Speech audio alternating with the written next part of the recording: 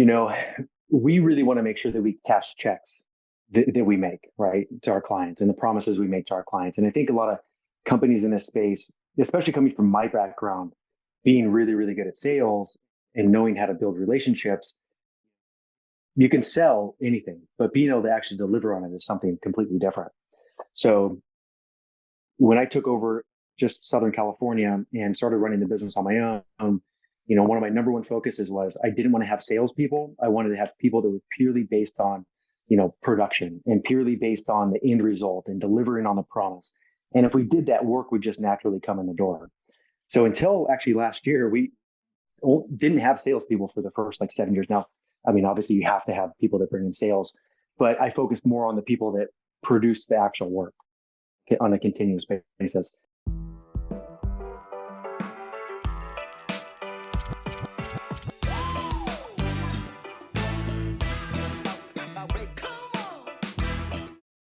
Welcome to the show. Thank you for sharing this with your friends. We've got a great show for you today. We've got Gabe Cooley on the show today, president of Reiko Exteriors. You can find Gabe at LinkedIn, Cooley, and he is cool. He's got a new boat.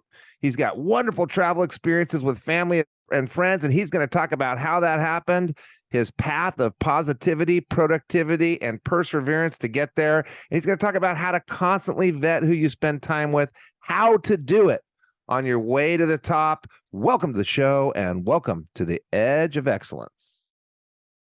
Gabe Cooley, thank you for coming in off of the shore, toweling down that chiseled chest of yours and making time for the Edge of Excellence podcast. Thanks, Matt. Thanks for having me. Yeah, well, we're going to get started the way we always get started.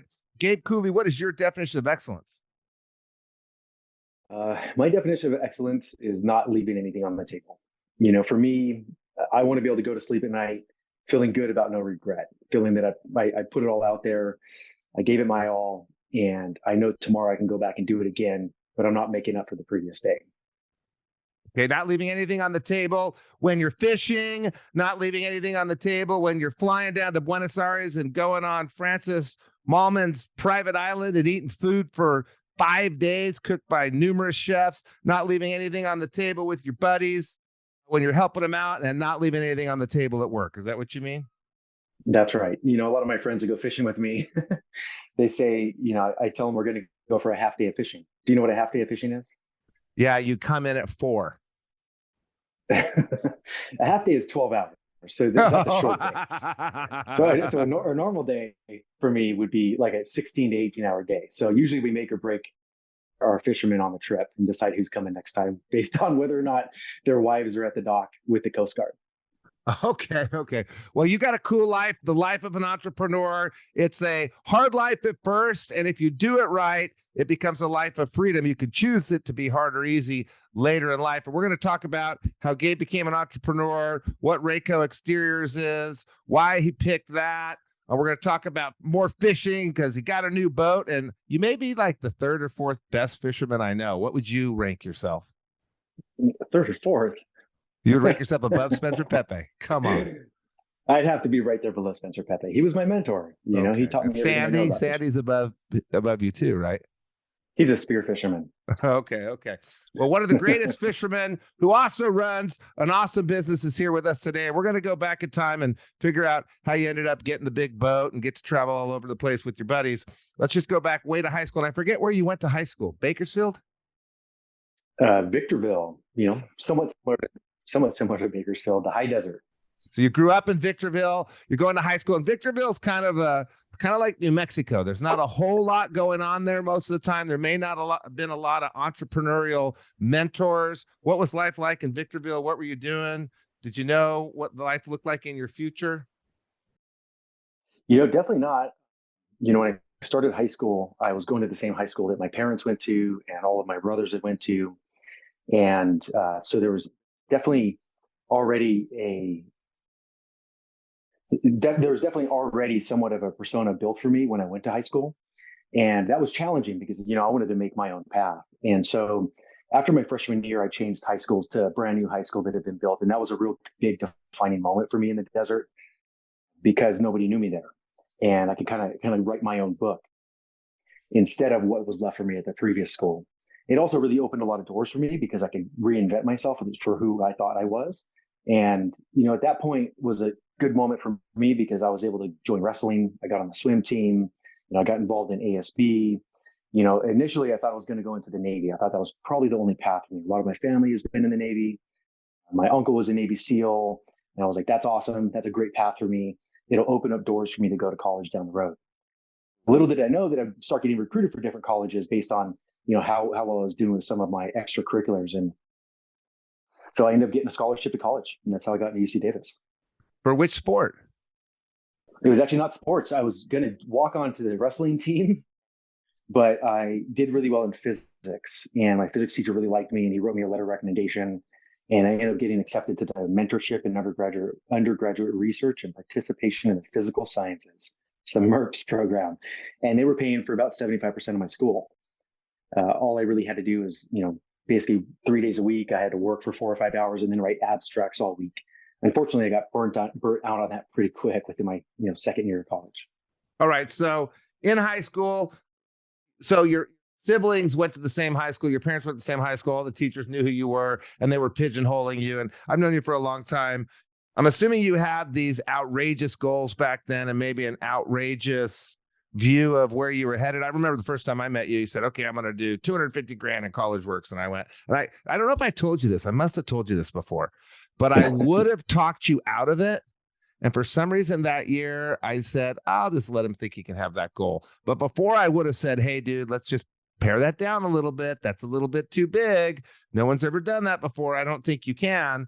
And try to make you feel better about not hitting the goal so you wouldn't have a $200,000 a year and be all bummed out. And for some reason with you, something said, don't do that. And I forget what the number was before you hit the record, but it was like half or something crazy. And I remember thinking, that was weird that I didn't talk him out of it. When you were in high school, was that what was going on? You were getting pigeonholed as less than you were maybe? Or why did you want to go start afresh at a new school as a sophomore too, right? You moved after your freshman year. Yeah, I moved as a sophomore. First off, thank you for not talking me out of it and going with your gut and being worried about my feelings. Yeah. Letting me figure it out on my own. Yeah.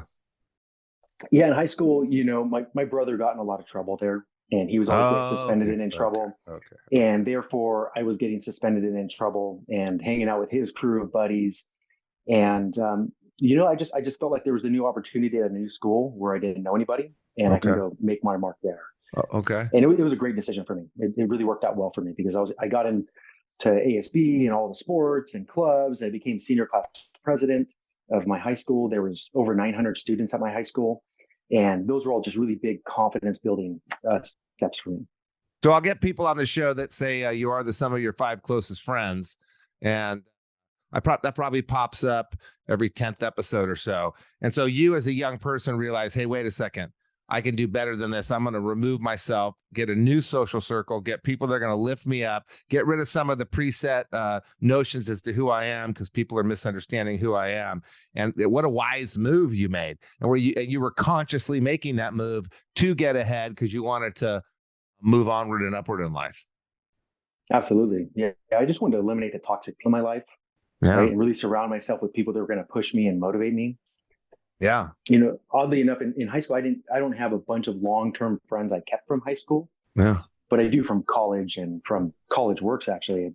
A lot of my best friends have been in college works or were associated with it. I actually originally started my business with someone else that was in college works. Yeah. Yeah.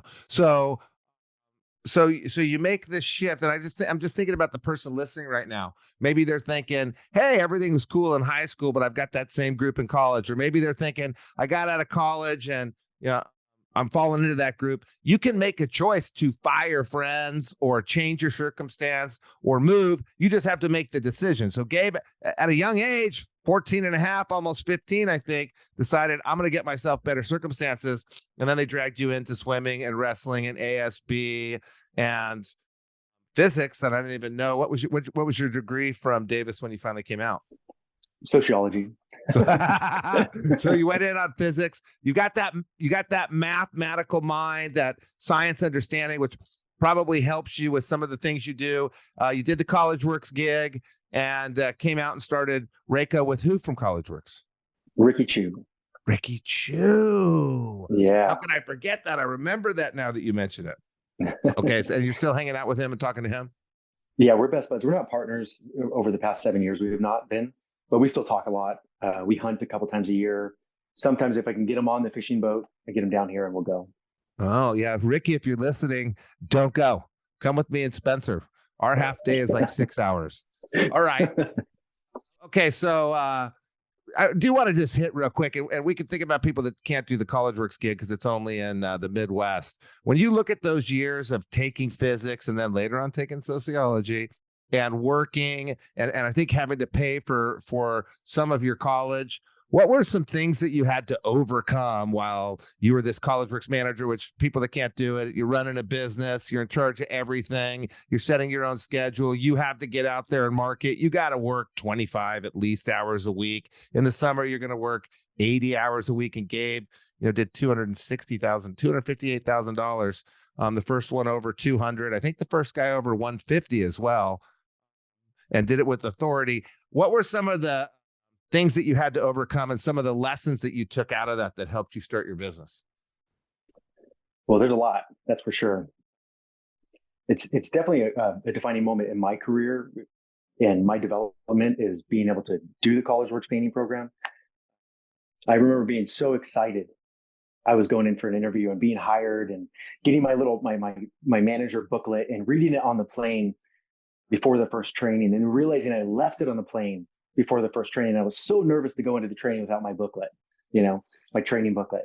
Now that I remember it, you were hired in late December, the last hire of the year, as I remember, when we were really packing it up. It was like finals week, wasn't it? It was, yeah. It was finals week. And I used you as an example for like 20 years. Get back out there and recruit. Gabe Cooley got hired in the last week. And you were flying to training? Why were you flying to training? No, when I flew home for Christmas, I brought my book. And when I flew back, the training was right after that. And I left it on the plane. And I was so nervous to meet Tim at the training without my booklet. Okay. But some of the things that I overcame, I think one of the challenging things was, with my roommates and people I chose to live with, I had a little bit of imposter syndrome initially. Like I felt like I hadn't made it. I come from the high desert. They'd all come from more wealthy families than myself. And so College Works was a time for me to really be able to prove myself. But I didn't realize how much their pull on me would really, really affect me. Meaning that I wasn't spending time with them every weekend, finishing off the keg on Sunday morning. And I wasn't going to all the parties and I wasn't spending as much time with my friends per se, because I was out there working, trying to prove myself in the field. The neat part about College Works is that you get quick feedback. So, you can have a down afternoon, a down morning, or a down day or weekend, but it's awesome because you get the opportunity to just get right back out there and do it again, right? Whether you're, knocking on doors or generating leads or doing estimates, you're getting feedback all the time. So you really improve on just a really fast pace. Okay. So interesting. So you found yourself sacrificing all this social life with these buddies of yours from college. Are you saying that you sacrificed social life, or you just redefined who you're going to hang out with like you did in college and you switched to a more motivated group? Well, once I got over figuring out it wasn't really sacrificing anything, that, hanging out with my roommates playing video games, drinking Keystone Light wasn't the definition of success for me. And I was getting so much out of it. It made me redefine who my friends were. And a lot of my friends came through the College Works program. And I started spending more time with them than I was really with anybody else, because I knew they were on a path like me. They wanted to go out there and do something bigger than what was in front of them at the time. And I became friends with all of them. So we started spending more time together and we have a ton of fun. Don't get me wrong. That was one of the things I loved about College Works is everybody there knew how to work really hard, but they also knew how to go out there and have a really good time. Right? It's even one of your core values, right? So work hard, play hard, and have fun. That's right. That used to be one of our values. We've redefined it in a more mature phrase. So you kind of have a how-to of redefining your friendships. So you do it in high school, you look around, you get some prejudice against you. I know how that goes, but you also realize that some of it's based on you and your circumstances and your choices in those circumstances. So you redefine your location and your circle. Then you go to college and again, you're out there fishing, we could use that, and you find some highly motivated people. And for you, is it college work? Someone else, it might be some other super awesome internship out there where you're surrounded by like-minded people. So you kind of shift your friendship circle again. So if you're looking for a how-to on finding a great 5 closest friends that are going to lift you up, what I hear you saying is you seem to find people that are on the same path, check. You seem to be looking for people that are going to offer, not just take. You talk about partnerships and they become your best friends, check. And then having fun and people that are fun. You mentioned values, have similar or same values. Anything else you look for in friends? I really want people that are always going to be pushing me, right? And holding me to a higher standard.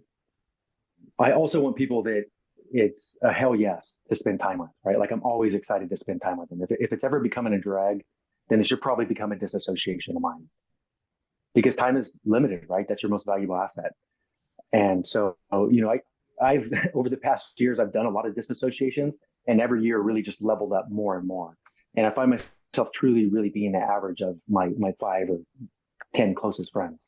Yeah. So one of your measurements, you're looking for people that are push hard and hold you accountable. And one way to measure that is hell yes. If you're listening right now, you can say hell yes for the wrong reasons. Hell yes, that guy's got a huge bag of heroin. I want to go hang out with him. That's not the right reason. Hell yes, we're going to go rob some banks and become rich real quick. Not the right reason. So you have to use your value filter when you're looking for what would you call it? Disassociate from a bad influence and create friendships with the right type of people, on the same path, offering, not just taking, share values, pushing you, holding you accountable, fun. There's kind of a checklist there. You have to interface your values with that checklist. And then hell yes. You got to make sure you're saying hell yes for the right reasons. So I do that as well. I kind of evaluate, and I find it pretty easy to find people I want to spend time with. So I'm a little bit aloof when it comes to new friendships, but there's people there's a guy I can think of in Orange County who I didn't know what a great person he was based on his values. I didn't know what a great person he was based on the path he was on. I didn't know what a great person he was based on maybe not pushing and hold accountable, but helping and lifting. And then my buddies told me, hey, he's a nice guy in Orange County. I went, hey, I got to be buddies with that guy. And we became buddies. So I think it's important to kind of just pause there a little bit with your how-to, because I think people think about it and they don't do it. And it's not that hard. You don't go break up with the old friend. You just spend more time with the new friend and you get closer over time. So interesting that you've done that. And so you graduate from Davis. You had an interesting path at College Works. You were the #1 manager. Then you got to put that on your resume. Then you moved into a DM, you get to put that on your resume. Then you became a VP, put that on your resume. And then you came out and did Reiko, and you were up in Northern California. You decided to move it down to Southern California. And what sort of things are you doing now as an entrepreneur? What's your daily life? And how is it different now? You're in YPO, so you have a bigger business. YPO is like a business CEO cult. I'm in it too. You were in Vistage. I was in that too. You were in EO with me. I remember that. And so you've kind of got these associations and this network that you formed outside of your friendships. You're spending time in that. What else are you doing on a daily basis as an entrepreneur at the level you're at now? And how does it differ from when you were starting out? Well, the hours are definitely a lot less than when I was starting out. And let's just stop for a second, because my daughter said to me the other day, and I don't even know how she says this. I was in Michigan all weekend. I get home at 1 a.m. I wake up, start working. You only work 6 hours a day. I said, no, there are days when I work 6 hours. There's days when I don't work at all. But in the beginning, you worked your absolute ass off, right? I mean, you Absolutely. Were working when you were at College Works as a manager, doing as much as, I think back then the average manager did 50 grand. You did 250. I think back then the most anybody had ever done before you was like 150. You did 250. You must have had 5 crews or something. You worked your ass off, right? Oh, absolutely. I came home in the evenings, after generating leads and knocking on doors, and, you had to peel that shirt off me, right? It would be covered in sweat and I wouldn't smell very good. And my girlfriend would say, hey, you got to go take a shower before you come to bed. Because, I just worked hard no matter what. Like I wanted to make sure I hit my goals. So It was a lot of times it was multiple days a week and full weekends Yeah. to get there. And so I just want to flag that. I had another guest on, Joe Duran, and he mentioned that anything you do is hard. Being poor is hard, being rich hard, working is hard, staying at home and not working is hard in a different way. So you chose the path of really rigorous work at a young age, working more than anybody else, doing maybe not working 5 times as much, maybe only working 50% more, maybe twice as much, but achieving 5 times as much because there's an economy of scale. You did that at College Works. You did it as a DM. You did it as a VP. You went off and started Reiko, and you worked your ass off. And now you get to harvest some of the fruits of that because you can hire some people that do that for you and give you more free time. So besides the lowered workload created by freedom of your early hard work, what else are you doing, and how does it differ from the start? Well, now my job is, I play the visionary role within my business.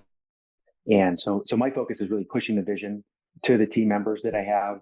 And I also sit in the sales management role. So I manage the sales people and business development people and marketing people.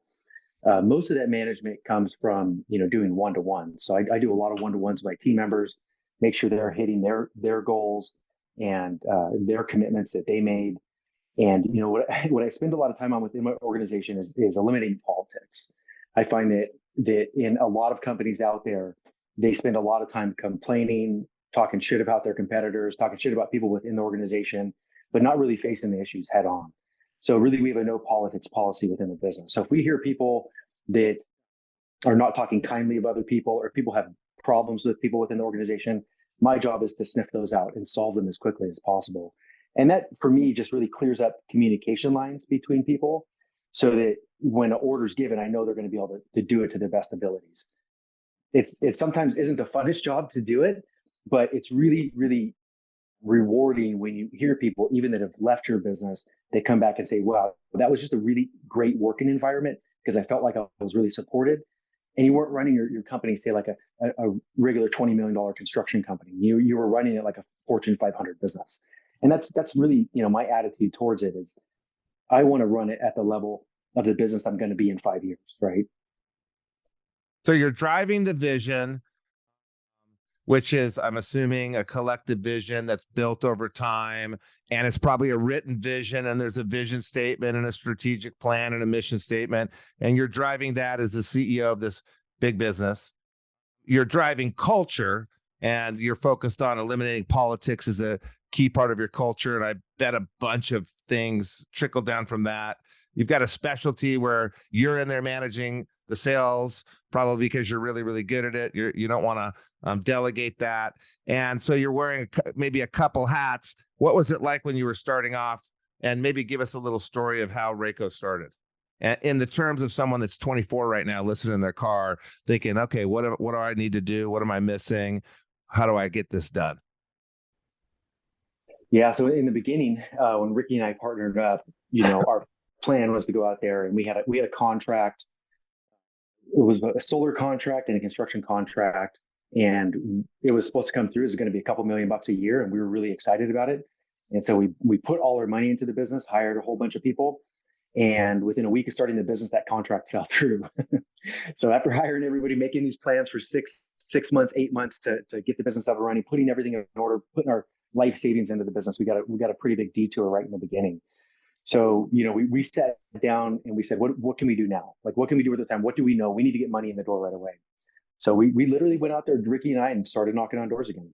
We were like, hey, we learned this back at College Works. Let's go generate some revenue, get some money back in the bank, and then we could push our vision. And over, that was probably the first 6 months or so we had to do that. So we were working, Monday through Sunday, every week, managing the business Monday through Friday, doing sales on the weekends, until we could really figure it out, get some money in the door. And that led to a lot of really great things for us. We were able to start Reiko Energy. We had Reiko Development Solutions, and we built a lot of different businesses until we expanded down to Southern California about 10 years ago.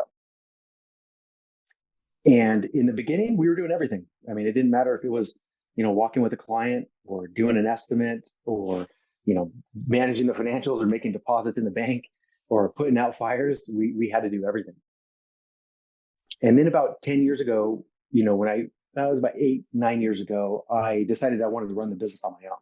And that's when I kind of restarted the business for myself and became the sole owner of the business. I felt like I could be the most accountable individual and I could really grow it to a $20+ million business. And I didn't share that vision anymore with my previous partners. So we separated at that time. All right. So in a startup, I think there's some lessons here. Expect the best, plan for the worst. So what's the worst case scenario? We lose our contract. We have no revenue. Probably didn't plan for that. But if you're in the car right now, listen at 1.5 speed and you have a business idea and all you got to get is 10% of the market share. All you need to do is get every American to give you $1 and you'll be rich. I've heard that before, by the way. Sit down and think about what could go wrong. What's the worst case scenario? What would I do? Ask yourself a bunch of what if scenarios.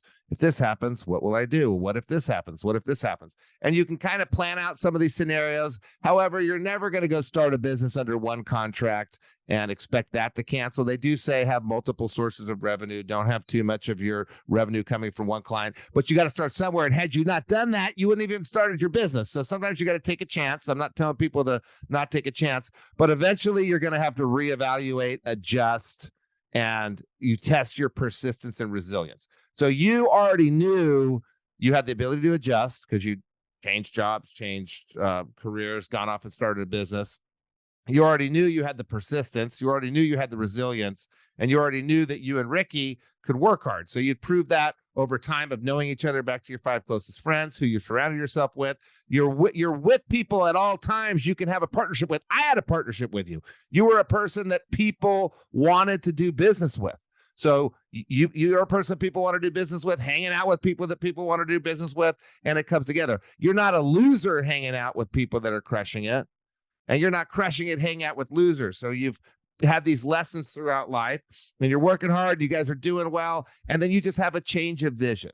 So when you have a change of vision, you split the company up. You guys are still best friends, and you go off and start under a unified vision, because the job of a CEO is to drive a vision. How do you do that? And I've been in business where we didn't have a vision before for a few years. It sometimes happens, but you found a vision and didn't really restart again. You had the San Diego and he had the NorCal, and then you just kind of kept your own area. Is that what happened? Yep, that's okay. I kept all the rights to the business down in Southern California. You know, what's interesting, what you say is the lessons you get, right? And I think when you're starting a business, you think everything is really going to be linear, right? You put it on your spreadsheet and you're like, okay, week 1, week 2, month 2, here's my KPIs. I got it all. Everything's going to work out perfectly. All I got to do is X, Y, and Z, these metrics, and they're all going to work out. But what you really have to remember is that you're going to get a lot of feedback along the way. And in most cases, you know, I really truly believe things do happen for a reason. So you lose a key employee, you lose a key contract, you know, you have a major disaster, you get a lawsuit, you get things that are going to happen.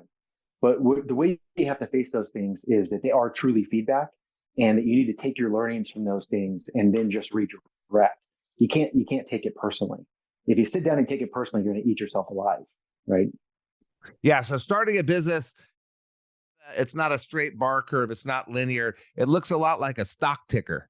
And maybe the more experience you have, the harder working you are, maybe the smarter you are, maybe the more persistent you are, you can narrow the pings along the line and make it less of a jagged stock curve, but you're trying to get to this straight line. And for me, it's taken 30 years and I'm still trying to get there. It's a much straighter line, less complete changes, less complete turns, because you're in the business longer, you know what you're doing. But as you're first starting off, you're kind of inventing what you do. And then later on, you had this crazy turn because the vision was no longer aligned. And now you've been running it down. Now you've been running it by yourself, growing it by yourself under your own vision. And what is the key to your vision, and how do you share that with your team? You said your job is to share the vision. What are you doing to do that as a CEO now?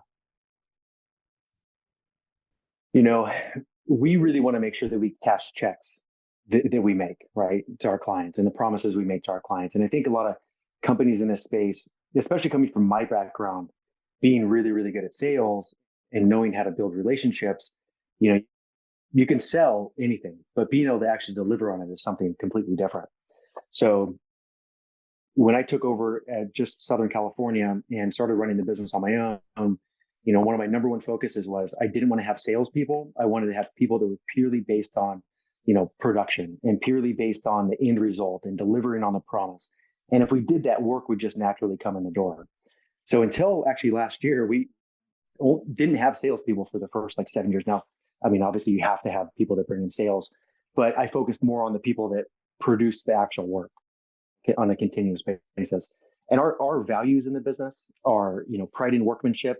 I want to make sure that anybody in my business that goes out there and looks at a job, if they see a glass railing system or a stair system or a roof or a window system, I want them to be able to put their name on it and say, hey, I'm proud of that work and I'm going to be proud of that work for years to come. The second one is honesty and transparency. We want to be honest with our clients and we want to be as transparent as possible. They know what they're getting into. They know what our promises are. We know what their promises are to us, and just be really clear with them. Like, get the shit out on the table in the beginning and let's talk about it and figure those things out. And if we can figure those things out, let's do business together. If we can't, let's each walk away happy at that point rather than getting in bed together. And the last one is really just doing things for the greater good. I want to know that what I'm doing is going to be good for the economy, is going to be good for my employees, it's going to be good for their family. And it's really just doing right by them and right by the communities that we work with, whether it's a hotel or a community or a multifamily property. I want to know we're doing right by them. That also means doing right by the business. It has to make the business money. The business has to be profitable, because if the business isn't here in 10 years, that's not good for my clients either. So as a small startup entrepreneur, you're not yet a CEO. You're tracking your sales goals, you're measuring your conversions, you're measuring your revenue, hopefully measuring your profit, and you're moving and you're looking for momentum and you're looking for growth and speed. Eventually you grow up a little bit and you have to focus on the systems and the longevity of the business. And so that's when the vision, mission, values, that's when the culture really starts to matter. The culture doesn't start in the middle. The culture starts at the beginning based on who you are, but eventually you start putting it into a way that other people can use it. So if you listen to Gabe right now, there's terms that he's using, and I love it. You can't bounce your promises to customers. Don't bounce that check. And that's if he says that in his company, I'm sure everyone will understand what that means. And it's so important to the CEO to drive these values that everybody says they have. And we have the value of integrity, and we want to make sure we're cashing our promises. And you talk about keeping everyone on the same page. You're constantly using these terms. You're bringing up the values. You're driving the culture through your example. So that's become a bigger part of your business. And the sales management, that's the little piece of the old CEO keeping track of the numbers. But in those one-on-one meetings, pointing out, hey, how does this align with our values? Hey, how are we tracking what happened with this customer and the promise we made? It's become, as you get later in your business career, more than just goals and metrics and trophies and revenue numbers. Interesting. What do you think what's the most fun part about being a CEO for you, besides being able to go fishing with your customers and calling it work, or being able to fly down to Buenos Aires from a plane to a private plane to another private plane to a private island? And I'm assuming you guys were talking about work down there because you were with YPO and you could write it all off. Besides those two things, what's the best part about being a CEO? I really love seeing people in my organization set goals and achieve them. And deliver, right? And so being able to see one of my project managers work on a job for 2 years, wanting to hit a particular profit margin and have a happy client, and doing that final walk with them and seeing that he did it or she did it, that makes me feel really good. Like there's a self-fulfilling piece there for me. And then I also like knowing that what I said earlier is what we promised our client actually happens. So I think those are probably the most rewarding parts. I also like celebrating with my team. So we just took our entire team down to Cabo, our leadership team, for hitting our goal last year. We overhit it by $1 million, and they were all super excited. So we took them down on a luxury vacation with their significant others and watched whales from the beach in Cabo. We did go fishing for one of the days, ate 5-star meals every night. Did you win? That was just great Did you win? Did I win? Did you win the fishing contest? Because I know there's no way you went fishing without some sort of contest. Did you win? Yeah, we always win. You had a contest. You caught the biggest fish. I'm sure you did. Actually, I let them reel all the fish in. You hooked them and let them reel it in?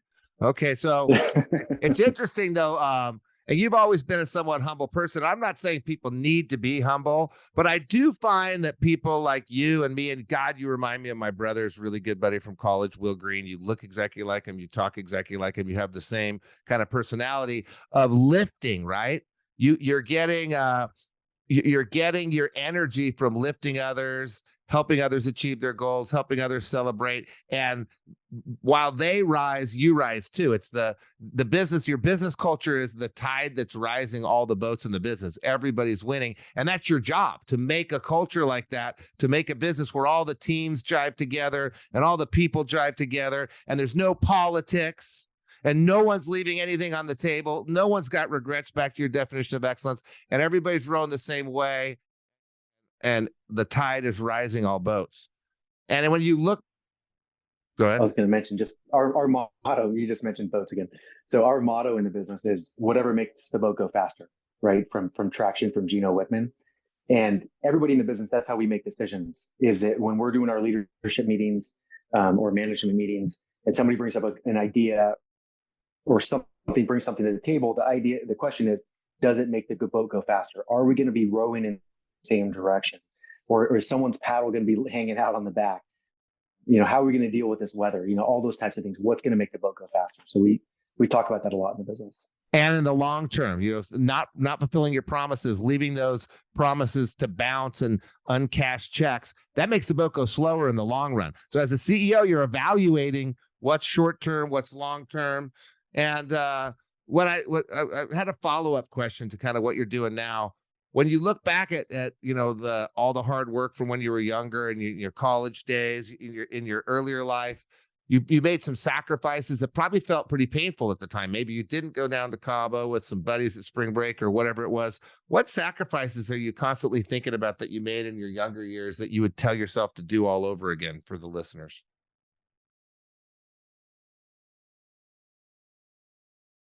Are you referring to sacrifices as things in sense of things I missed out on? Maybe things you missed out on. Yeah, maybe. However you want to. Yeah, I don't really look back at my life that way. I think I've had an awesome life so far, and I'm going to continue to have an awesome one. I don't think I really missed out on a whole bunch, honestly. My roommates in college were pretty happy that, they were able to eat sushi and go out to nice dinners, and they had someone like me who was actually able to pay for it. I made a lot of money when I was, 19, 20 years old with you guys. And that was fulfilling for me as well. I also learned how to spend money really fast too, Matt. That wasn't me, man. I'm not the guy that took you guys to the club. And I got to tell you this. And we'll leave it running. My son turned 21. And after all these years of going to Vegas with all of you all, and I wasn't the one causing you to spend your money, I was paying the bill. And I remember you. It just had the towel. You spent $27,000 on a bar tab, and that was like 90. It was over two. It was $90,000. And the budget was like $6,000 because we left you alone. So don't blame me for that. I can't even believe that. And that was like 15 years ago.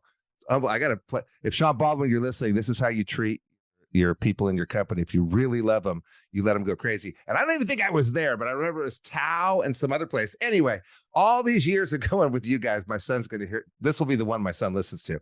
And so it's time to take Jake. And we've been working up on it. For years, I've been sending him videos from the best club, standing next to Snoop Dogg or standing next to 50 Cent or whoever it is that's there that day, standing right in front of us at the best table. So I took Jake and we went during CES, which was amazing. And we had the best time, him and about 5 friends. They're much more mellow than the CollegeWorks people. We kept the table just to ourselves. He didn't want any, what did he call them, random heads, the people that come into your table and enjoy the party with you. But we had the best time, and I finally got to do it with my boy.